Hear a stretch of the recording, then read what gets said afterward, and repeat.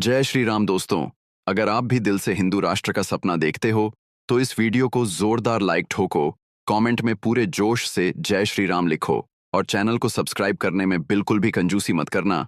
अब आते हैं आज की जहरीली लेकिन जरूरी डिबेट पर। दोस्तों, आज की वीडियो में अंजना ओम कश्यप ने जब माइक्रोफोन उठाया ना, तो ओवैसी साहब की हालत वैसे ही हो गई जैसे गर्मी में एसी बंद हो जाए। अंजना ने पूछे ऐसे तेज और सीधे सवाल जैसे गोली नहीं सीधा ट्रैक्टर चला दिया हो। ओवैसी जी जवाब देने की जगह गोल गोल घुमा रहे थे, इतना घूमे कि जीपीएस भी बोल उठा, अबे रुक जा भाई, तू किधर जा रहा है। भाई साहब की हालत ऐसी हो गई जैसे बच्चे का होमवर्क पकड़ा जाए, न जवाब है न तैयारी। तो चलिए दोस्तों, शुरू करते हैं आज की वीडियो। पिक्चर चालू करो बे। ऐसा लग रहा है कि आपको मोक्ष हासिल हो गया है, आप एकदम ऐसे ज्ञान की बातें कर रहे हैं, क्योंकि अभी तो पॉलिटिकल लड़ाई आपको अपनी लड़नी है अपनी जमीन की। लेकिन सब कह रहे हैं कि अमित शाह जी का एक फोन कॉल जो आया, जिसके बारे में आप ही ने प्रेस कॉन्फ्रेंस में बताया था कि कहाँ हो, तो आपने बताया कि मैं तो हैदराबाद में हूँ, तो उन्होंने कहा से जल्दी आ जाओ। उसके बाद से आपका हृदय परिवर्तन हुआ है, सच है क्या? बोल बोल। हाँ। मैडम देखिए ना, अमित शाह मेरे दिमाग को पलटा सकते हैं, ना कोई दुनिया का आदमी पलटा सकता है। अब जो मेरे दिमाग को नहीं जानता तो वो मैं क्या करूँगा उसको। होम मिनिस्टर थे, हमने ट्वीट किया कि हमको क्यों नहीं बुला रहे आप, हम तो उन्होंने बोला कि आइए, दावत दी, हम चले गए। मगर ये बोलना कि इनके बोलने से पलट गए, अंजना ओम कश्यप के शो पे आ गए तो मुझे मोक्ष मिल गया। मेरा मोक्ष मिलेगा इंशाल्लाह हशर के मैदान में, और मुझे यकीन है कि मेरे प्रॉफिट मोहम्मद सल्लल्लाहु अलैहि वसल्लम मेरी शिफात करेंगे तो मुझे शिफात या मोक्ष मिलेगा। मालूम है तेरे बाप को मत सिखा, चल। मगर ये किसी के लिए नहीं किया गया मैडम, किसी को दिखाने के लिए नहीं किया गया है। और मैं आपको इत्मीनान दिला रहा हूं कि जहां पर देश के अंदर की हमारी पॉलिटिक्स की बात आएगी वही असदुद्दीन ओवैसी रहेगा, वही तकलीफ दे सबको होगी। ऐसा कोई बात नहीं, अभी क्यों नहीं करेंगे आप, क्योंकि आप अभी राजनीति की बात ही नहीं की है, तो आप पाकिस्तान पहलगाम की बात कर रहे हैं। इतना मॉडेस्टी आप क्यों दिखा रहे हैं? आप जाइएगा अभी कई जगहों पर, मतलब मैं भी लोगों से इंटरैक्ट करती रहती हूँ, वो अब आप ओवैसी जी के जयकारे लगाएंगे, नारे लगाएंगे, तो आप कैसे रोक लीजिएगा? नहीं, आप जब दोबारा हैदराबाद आएंगे तो मैं आपको हमारे हैदराबाद पब्लिक स्कूल के बचपन के दोस्तों से मिलाऊंगा जो आप नहीं मिले। जब हम चड्डी पहनकर स्कूल को जाते थे, वो आपको बोलेंगे कि असदुद्दीन ओवैसी उस जमाने से पाकिस्तान के बारे में उसका क्या रुख रहा देश के बारे में। तो ये कोई नई बात नहीं है। अब जनता को, जो लोगों को अब समझ में आ रहा है, तो मैं उसके लिए तो मैं कुछ नहीं कह सकता कि भाई बड़ी देर कर दी मेहरबान, आते आते इतना ही कह सकता हूं मैं। वाह, क्या एक्टिंग कर रहा है। हाँ, जहां तक वो आसिफ मुनीर का पेंटिंग देने का सवाल है, वो तो झूठ है ना। इसीलिए तो मैंने कहा, भारत की जनता को मैंने ये पैगाम दिया कि पाकिस्तान जो कह रहा है वो झूठ है, जो कुछ कह रहा है झूठ है। वो एक पेंटिंग को नहीं दे सकते। वो तो बैसाखियों पर है चीन के, 80% उनका हथियार, वो जो सिपरी की रिपोर्ट है कि वो चीन से लेते हैं। मैंने सही कहा, पाकिस्तान भीख मांगता है। आज भी एशियन डेवलपमेंट बैंक से 800 मिलियन का लोन उनको मंजूर हुआ। ये बड़ी अच्छी बात कही आप। पाकिस्तान यानी दुनिया में एक रेयर फॉर्म ऑफ पोलियो है। 2 कंट्रीज में, अफगानिस्तान में, पाकिस्तान में पॉवर्टी 40% है। तो ये तो हम बोलेंगे ना, जब हम जा रहे हैं उस मुल्क के, उस पाकिस्तान के बारे में बताने के लिए, बल्कि हमने ये सब बातों को उनके सामने रखा। जहां जहां हम गए उनको बताया हमने कि जितना पैसा IMF से पाकिस्तान को मिला है, वर्ल्ड बैंक से कोशिश कर रहा है, जो सऊदी अरब ने उनको $2 बिलियन दिए, अभी 14 बिलियन का वो लोन एक्सटेंड कर रहा है। हमने कहा कहां जा रहा है पैसा, आप ये पैसा हमारे खिलाफ इस्तेमाल ना हो, उनकी मिलिट्री के जरिए टेररिस्ट ऑर्गेनाइजेशन। हमने कहा ये बात तो कोई मॉडेस्टी नहीं है मैडम। ये सब जितने MPs गए हैं उनका एक मैं किस्सा हूं। तो हम लोग कलेक्टिवली हम लोग एक कोशिश कर रहे हैं।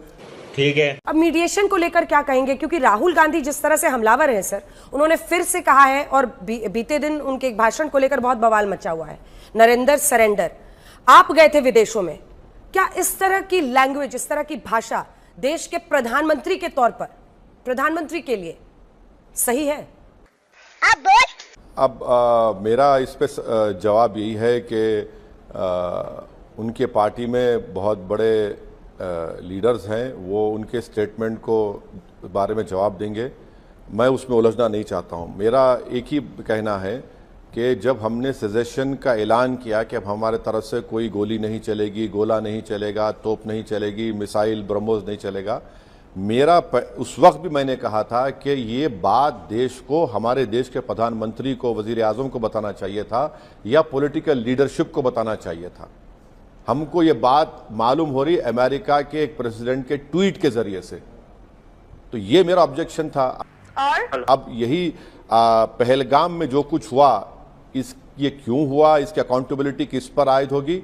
हम उम्मीद करते हैं कि जब पार्लियामेंट का ये मॉनसून सेशन शुरू होगा जुलाई में, हम इसको रखेंगे बात को और सरकार से सवाल पूछेंगे कि कैसे सिक्योरिटी लैप्स हुआ, इसकी अकाउंटेबिलिटी किस पर आएगी और फिर हमारी डिटरेंस पॉलिसी क्या होगी। तो ये सवाल तो उठेंगे और हम उठाएंगे पार्लियामेंट के मॉनसून सेशन में।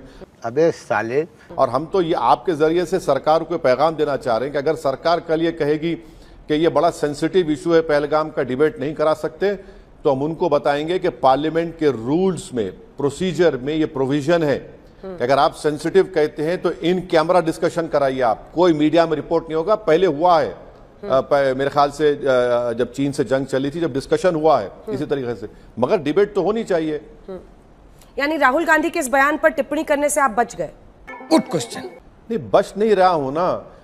मैं क्यों बच रहा हूं? मैं किसी से, मुझे कोई बचाता नहीं है। मौका मिला तो सब मुझे एक होकर, कोई आतंकवादी कहता है, कोई बी टीम कहता है, कोई क्या क्या कहता है। तो मैं यही कह रहा हूं कि उनका बयान है, मगर मेरा ओपिनियन यह है कि मुझे फख्र है अपनी देश के आर्म फोर्सेस के ऊपर, क्योंकि जब 9 और 10 तारीख के रात में गुजरात से लेकर राजस्थान, पंजाब, जम्मू कश्मीर का बॉर्डर पूरा लिटअप हो चुका था, तो हमारे डिफेंस फोर्सेस ने, हमारे एयर डिफेंसेस ने एक गैर मामूली काम किया। तो उस पर मुझे फख्र है। खाओ माँ कसम। हाँ, पॉलिटिकल लीडरशिप से हम सवाल करेंगे पार्लियामेंट में, कोई उसमें आसमान गिरने वाला नहीं है।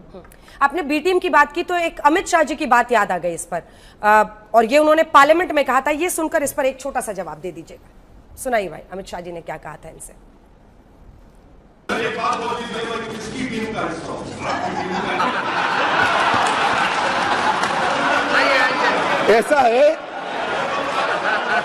ऐसा है ओवैसी जी, मैं तो चाहता हूं आप अपनी स्वयं टीम बनाओ। अब वो परेशान है इसलिए कहता हूं, मैं चाहता हूं आप अपनी स्वयं, आपके मुद्दे सबसे अलग हैं।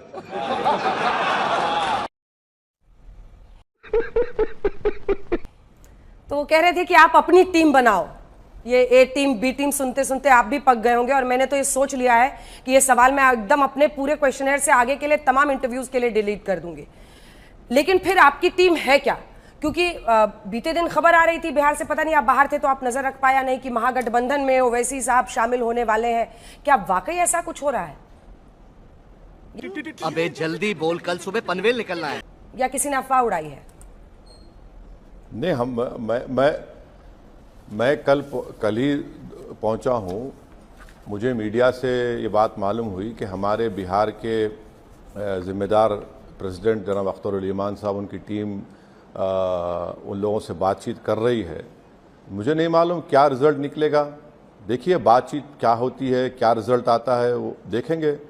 जब ये लोग कल तक तो कहते थे कि भाई आप खड़े हो जाते हैं और आप ये कर देते हैं, वो कर देते हैं, मगर हकीकत ये है कि राजद ने हमारे 4 MLAs को खरीदा।